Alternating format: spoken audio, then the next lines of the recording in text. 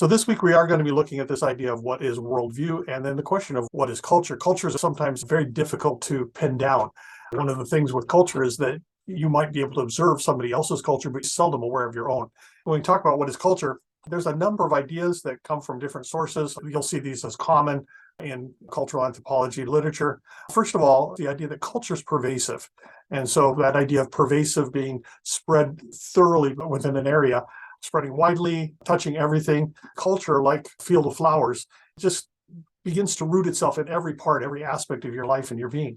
Edward Hall says culture is pervasive. He says no matter how hard man tries, it is impossible for him to divest himself of his own culture, for it has penetrated to the roots of his nervous system and determines how he perceives the world. Most of culture lies hidden and is outside of voluntary control, making up the warp and weft of human existence. Even when small fragments of culture are elevated to awareness, they're difficult to change, not only because they're so personally experienced, but because people cannot act or interact at all in any meaningful way except through the medium of culture. And so our culture gives us ways we act, therefore it guides the ways we act. We can't think outside of the culture because it's so pervasive in our lives. It touches everything we do and is thoroughly integrated into our lives. And so we often cannot even make conscious decisions about changing our culture without great difficulty. It determines how we perceive the world, and it lies hidden and outside of voluntary control. Much of our culture is hidden to ourselves. So that's the first point about culture that we want to make. The second is that culture is learned, shared, and transmitted. We're born without culture. You don't have an inherited gene that makes you a certain culture. You're born without a culture, but immediately you begin learning it. And that process of learning is called enculturation. So we're all enculturated in our own culture. We pass those ideas from person to person, from generation to generation. Here in the image behind me, you have a classroom situation. This is a church situation where children are taught. As children grow, they receive many formal lessons that reinforce the culture they're a part of. But they also, as the lower image in the right-hand side shows, they also receive that from their parents. There's a lot of enculturation from the activities you do with your parents and the words your parents say to you. On the lower left-hand corner, you think about children at play. Many of the games children play are passed down from child to child, not from adult to child. There's no formal lesson, no adult that sits and teaches you how to play those games. Older children teach the younger, and then when you become an older child, you teach the younger, and it just gets passed on from generation to generation. At my age, it's interesting to see children playing games that I played when I was their age, knowing that the only way those were transmitted from my generation to their generation was from child to child. That's the way cultures work. In the upper left-hand corner is a picture that's particular to my second culture in the Philippines. This is the blessing that children receive from older adults, especially their grandparents. Children are taught at a very early age that when they see an elderly person, especially a relative, they should reach out and grab the person's hand and bring it to their forehead. It's requesting a blessing from that older person. And it's expected throughout life. They will continue to do that even as they're older. So I have relationships with certain younger people in the Philippines who are only 10, 15 years younger than me, but they will still do this to me when we meet because of the relationship we share.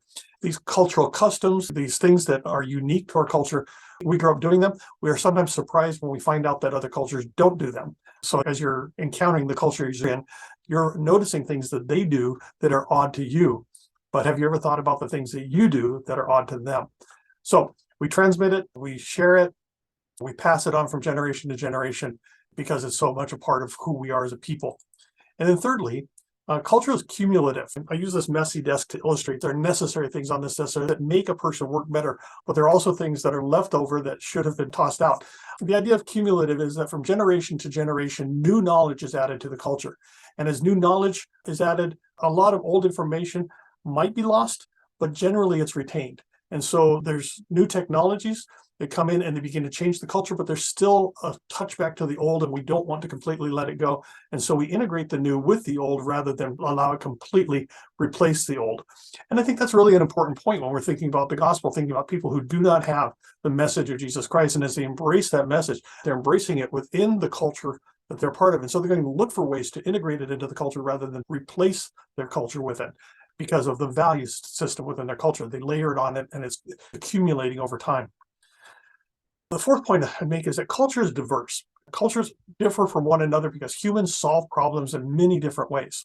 Things like geography or climate or the availability of resources or the density of the population, all of those lead to multiple solutions. So when you move from culture to culture, one of the things that creates that diversity is diversity of the world in which we live.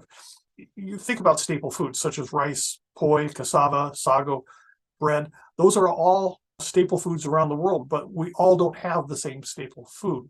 In our culture, we talk about bread.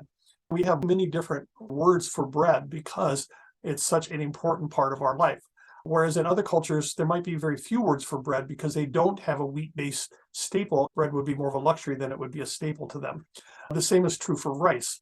In my sojourn in the Philippines, one of the things I saw is that they have multiple words for rice. That there's rice when it's cooked, there's rice when it's harvested, there's rice after it's harvested, it's being dried, there's rice when it's being milled, there's rice after it's left over. All of these have a different word. Why? Because it's the essential element of the diet.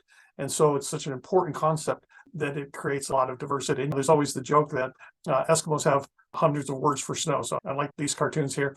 You don't have to be more specific. My people have more than 400 different words for snow cone. And then the follow-up comment here on the other side. Did you know that suburban white males have over 100 words for lawn? It reflects simply that idea that what's in our environment and the things that shape our environment become important to us. Because they become important to us, they begin to shape our culture and shape our value system. And some of these things make us different than other cultures. You can find certain cultural traits unique to the tropics and that are shared. Some cultural traits are shared across the tropics, even though those cultures had no relationship with each other, simply because that's a response to the environment. Cultures are very diverse. There's so many different cultures in the world that grew out of necessity of a group of people to respond to life according to what life brought them. Another aspect of culture is that culture is constantly changing. Again, here's this evolution idea, evolution of personal take-along music. What can you take with you? Well, you can beat some sticks together, you can play a drum, you can pull a whole band together. You start moving into the early days of transistor radios, the Walkman, the boombox, and the iPod and iPhone, showing the change of technology over time. When I was a missionary in the Philippines, I had no computer, I had a typewriter. I typed everything on paper. Now I use a completely different technology. Technology changes culture. And so even though I said culture is cumulative, it is, but it is also constantly changing.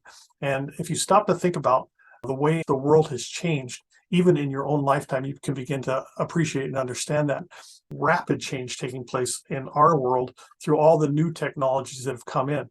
But there's also other periods of history, like the Industrial Revolution, where there's been a huge leap forward in technology that completely changed the way people live. Prior to the Industrial Revolution, families were more often trade or agrarian based. And so a father passed the trade from generation to generation. The children grew up learning how to do that thing. And the work was more evenly shared. Prior to the Industrial Revolution, men didn't go to work and women stayed home solely. Rather, farm work was pretty evenly distributed among the people who lived on the farm, men and women together. But the Industrial Revolution created factories and created the concept eventually of men working outside of the home and women working inside of the home. And then new revelations have changed that culture again, the way we think about jobs in the workplace and who can work and who can hold positions and what the roles within society are. Cultures are constantly changing. You think about the cultures that we're going to, some of the more traditional cultures in the world, they're changing as well. They have technology now that leapfrogged the technology that we had.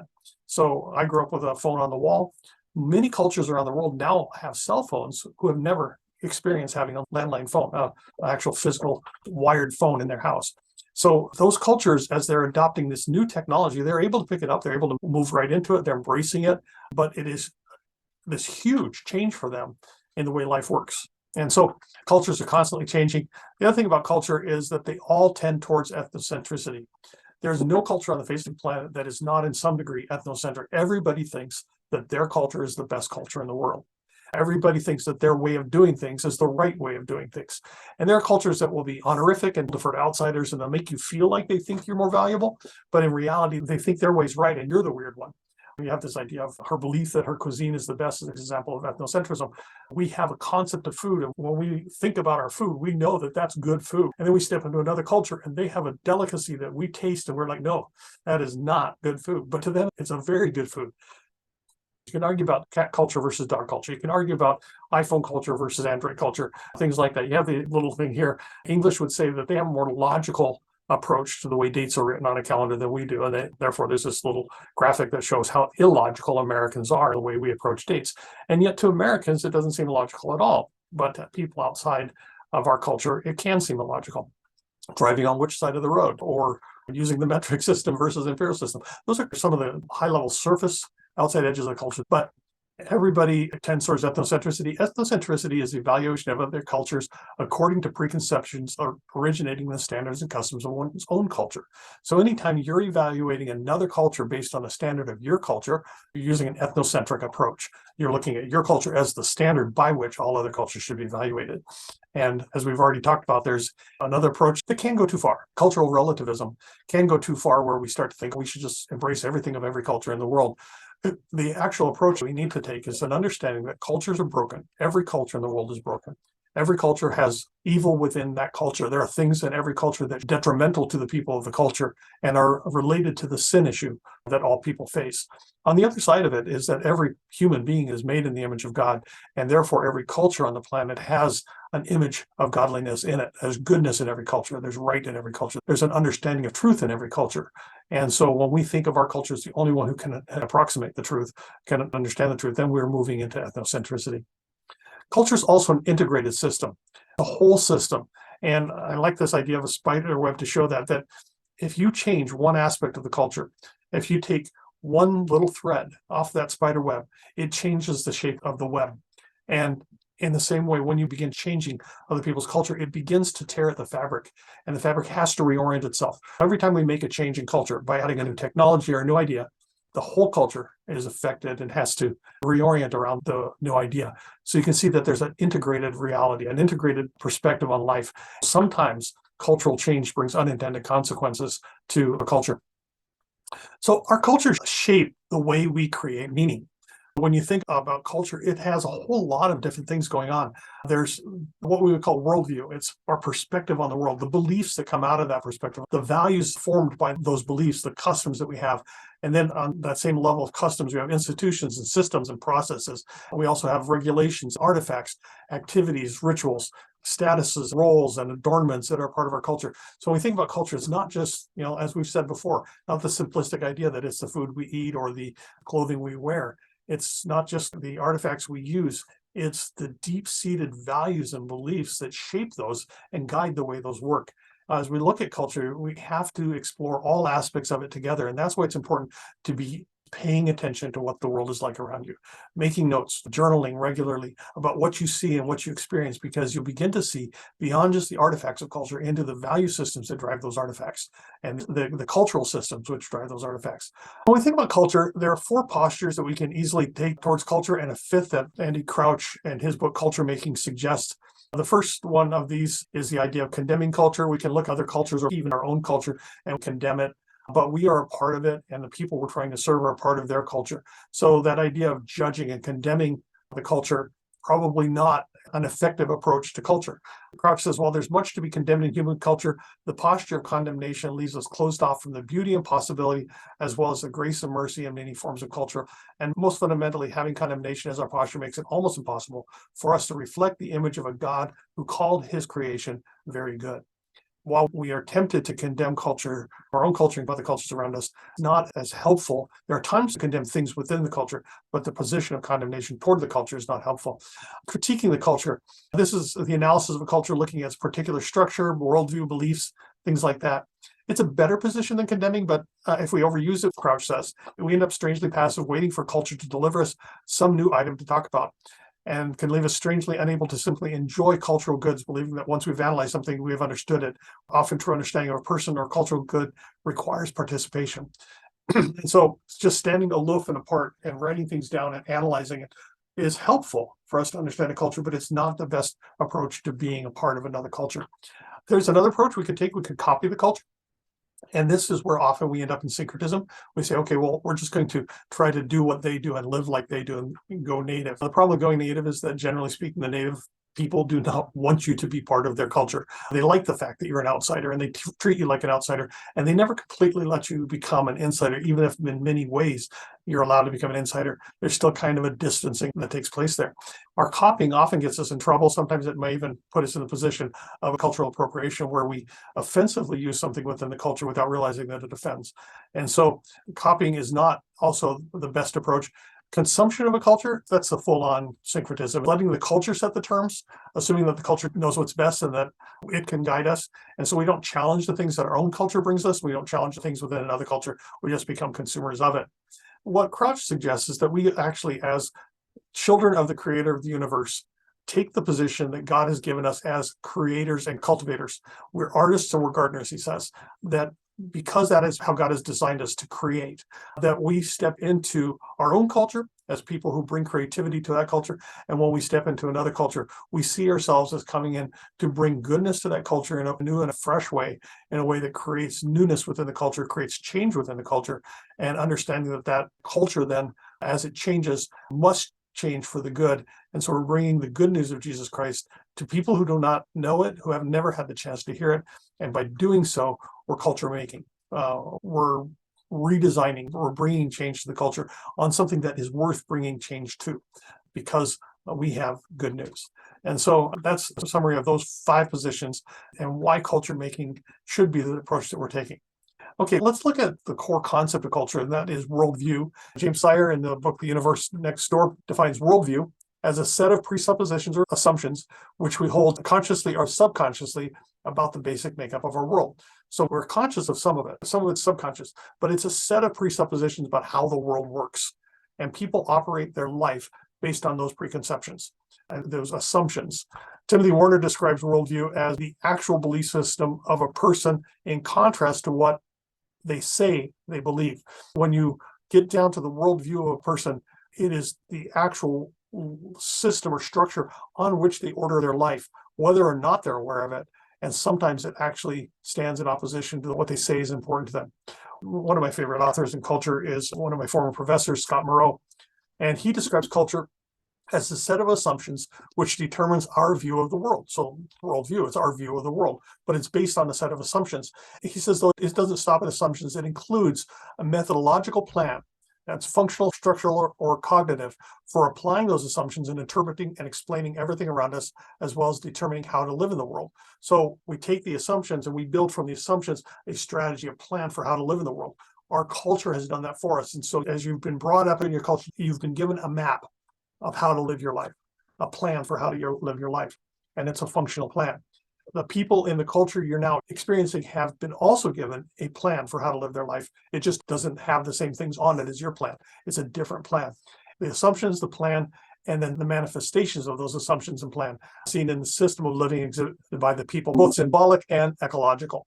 So what they do, how they act, are the manifestations of those assumptions and plan. It's how they live according to the plan that they've been given by their culture based on their shared perspective of the world. Lloyd Quast describes culture in terms of layers like an onion. There's several models of the onion of culture. There's one by Edward Hall, another one, I think, by Kurt Hofstede, and then this one by Lloyd Quast. This one here is a modification of all of those. I like the idea of an onion, that there are layers within a culture, and you peel back a layer, and there's another layer under it. One illustration I use when teaching in other contexts is thinking of worldview as a cabbage. If you look at a cabbage from the outside, it's round, it's got shape, you see the leaves on the outside of it. You don't aware of what's inside of it. But if you cut that cabbage in half, you'll see layer after layer after layer of leaves surrounding that inner core. In a sense, your culture is like that, layers and layers of things built upon each other that come from a deep core of that perspective on the world. As we think of it that way, this is a modification of Quast design. Quast doesn't take into account what I think is very important. And the idea of systems and how we organize the world is another factor we need to take into consideration as we think about how the world operates and what's going on within the culture. So this idea that all worldviews take reality as their starting point, and every worldview is connected to reality. Based on that reality, how does that people come to perceive the world and how it works? And that shapes worldview and what we call beliefs. What is real and what is true are the questions that the belief system answers. Based on the belief system, there are values. It's because of what we believe that we hold certain things to be valuable. These are things that are good or best or important. And then based on the values that we hold, we organize our culture and society with institutions and systems and structures, inform our choices, help us make sense of what's happening in the world, and then what is done, how we act, what we do, what we make. And that is shaped by the systems that our culture has created to explain the world. I'll start at the outset layer because that's where we begin when we look at another culture. When you look at another culture, you don't see the beliefs or the values. You only see the behaviors. And you have to go deeper. The behaviors layer of culture includes things like the communication style, the words we use, the language we use, the artifacts we use. Artifact, I mean anything from a pencil to a drum, the symbols that we have around us and the things that we use. Just grabbing things off my desk here. Here's a compass. It kind of tends to actually be a symbol of adventure sometimes, and people use it that way. The clothing we wear, the rituals we partake in, the actions we do, the way we shake hands, the way we greet each other, the way we interact with strangers, the way we interact with friends, the way we interact with family. All of those actions and activities are at the outside layer, the top surface of the onion, the first thing you see when you approach the culture. But those are based on systems, and these systems are structures that organize and maintain our values and beliefs. They include things like kinship. How do families work? Families are very different around the world. There are many different family structures that exist around the world. How is education done? How does learning take place, formal and informal? What is production? How are things made? How are things traded? What does commerce and the economy look like?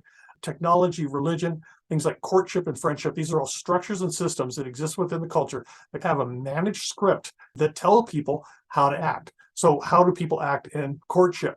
Courtship differs around the world.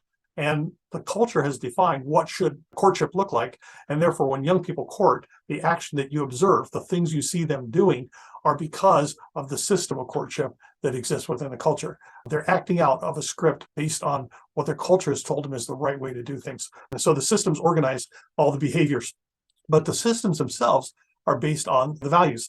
So the values that drive a culture might be things like conformity and solidarity. Is it important for you to keep the norm of the whole community, or can you act like an individual? Do you value individualism or do you value collectivism? That's a value distinction. Another value distinction is the value distinction between guilt justice-based cultures and honor-shame cultures. Some cultures are more individualistic and don't have a strong sense of conformity. Other cultures have a high sense of conformity as a value and in keeping the status quo. What is justice within a culture? What is mercy within a culture? How are they valued? It also drives the value of aesthetics. So we start thinking in terms of what is beautiful within a culture. And that's based on a value system that people have. So the behavior, the clothing you wear, or the makeup you wear, or the jewelry you wear, has a touch to your system that you're involved in. Is the jewelry you wear appropriate for your age group within your economic status? There are rules that govern that. It's also based on what the culture perceives as beautiful and valuable at the aesthetic level. These are all different parts of the value system. Inside that is the perceptions of reality. And these are perceptions of things like space and time, things that we take for granted. We would say, well, space is space and time is time. You can't change time. No, you can't change time, but you can change your perception of time. Some cultures see themselves as walking forward into time. Other cultures see themselves as walking backward into time. Cultures that walk forward into time perceive time as something in the future and is future-oriented, and we're moving towards the future and our focus is on the future. Other cultures see themselves as not being able to know the future, and therefore the future is behind them in the unknown, and they're walking backward into it, and all they have for perception is what they can see here in the now and what they can see in the past. And that's reality. And what's ahead is not knowable. Whereas a culture that sees a future orientation toward time is always trying to predict the future and manipulate the outcomes so that we get a future that we desire. That's a perception of time. What is space? How does space work? And how do we use space? What is power? What is knowledge? What is existence? What does it mean to be? And then concepts like freedom and fate and spirituality and human rights are all part of this concept of worldview. So you have perceptions of reality, the worldview and beliefs that shape the value system, that shape the cultural systems themselves, that shape the behaviors that people do. And that's why it's important to take the time to look at a culture and try to understand it the best way you possibly can. It would be easy to say that a particular perception of reality or particular belief shapes a value that shapes a system that shapes behaviors. But it actually is a little more complicated than that. A single behavior may be based on multiple systems that drive that behavior. which may in turn be based on multiple values which drive those systems, which may be in turn based on multiple belief or perceptions of reality that drive those values. So getting down to the bottom is not simple. Often it's very complex, and that's why it stays at a hidden level, why people don't really understand their own culture, much less somebody else's culture, because there's so many things driving it. So we'll probably never, in looking at another culture, get down to all of those perceptions and a full understanding of the belief system of the culture, but we can approximate it. When you think about the impact of the gospel message on worldview, if we only approach what is done, the behavioral level with the gospel, then we tell people to act like a Christian, that they should read their Bible, they should quit gambling. We start a list of don't do this and do that. We may succeed in changing the behavior of a culture, but if we haven't changed their worldview, we haven't changed them. We might replace systems or add a new system. They might start going to church, or they might quit going to the temple or the mosque. We might tell them to hang out with a new group of friends and quit hanging out with the old group of friends. Often that's a core thing in discipleship, but it's still leaving the values and worldview intact. At the value level, now we're talking about what is good and best and important. So things like generosity and faithfulness and being monogamous, these are Christian values that you should be living by. But fundamentally, what we really want to do is change their perception of reality. We want them to see the truth of the good news of Jesus Christ. We want them to know God. And so when we go as missionaries, it's not about getting them to go to church. It's about getting them to know God. And when people really begin to see who God is and speak into their beliefs and challenge their beliefs and bring the gospel to bear on their worldview, their perspective of reality, the value system will change as a result. And when their value system changes, their systems will change. And when their system change, their behavior will change. So yeah, it might be good to stop certain practices within a culture, but you'll be better served if you bring the good news of Jesus Christ to the belief system of the culture rather than just changing the behavior of a culture. When we step into another culture, there is an overlap. We have behaviors that we share with other cultures. We have behaviors that are different. We have systems that are similar. We have systems that are very different. We have values that are similar, values that are different. We have perspectives on reality that are similar and perspectives on reality that are different. So when we go to another culture, it's not all different than our culture. A lot of times there's a lot of similarity. And the reason that exists is we're working off the same reality. And we're approaching it differently because of certain ways in which it's influenced us. We've seen one side of reality different than another. We've spent more time in a cold climate or a warm climate, and that changed our perspective on how the world works. As a result, based on that perspective, we've created values and outcomes in our culture that cause us to act and behave differently. And yet we're looking at the same reality. And that's not relativism. It's just a reality. When you look at truth, if this is truth, then the perspective on that truth from different angles could be very different, even though the truth is one and the same. When people of different cultures have looked at the world and responded to the world from different perspectives, it doesn't mean that they don't know anything about the world. It simply means they have started at a different starting point than you did, and as a result have ordered their culture and ordered their lives differently than we do. Scott Moreau, in his books on culture, describes 4 categories that he feels are core at that core level of culture, that worldview. He talks about power and the religious direction of the heart. I would probably divide those into 2 at this point. Looking at how power works would be a perspective on reality. And then the drive within humans to find God, what he calls religious direction of the heart. The way knowledge works and the way logic works, the way space and time work, and the way existence and being work. And so we're going to approach some of those in the rest of this course, look at some of those worldview categories. And then Paul Hebert talks about worldview assumptions in 3 different categories. He talks about what is existential or cognitive, what can be known and quantified, seen and observed, the things that he would say would be real, things like time, space, what is this worldly, what is otherworldly. And then there are the things that are more on the affective level of preference, what is comfortable, what is stylish, what is beautiful. We do have different perspectives of that. We think differently from culture, what is beautiful. And then on the evaluative, what is right, what is good, bad, true, false, priority. So you can see there's many different ways of categorizing the way the world works, whether it's an onion or the cultural iceberg. And that's another way that the iceberg is the tip of you see the iceberg sticking out of the ocean, you know that that's the tip of the iceberg. And then under the ocean is a huge piece of ice that is so much bigger than what you can see. In the same way, culture might be an iceberg that you're only seeing the very tip of it. This is a great little chart from Paul Hebert's book, Anthropological Reflections on Missiological Issues. You can find it there.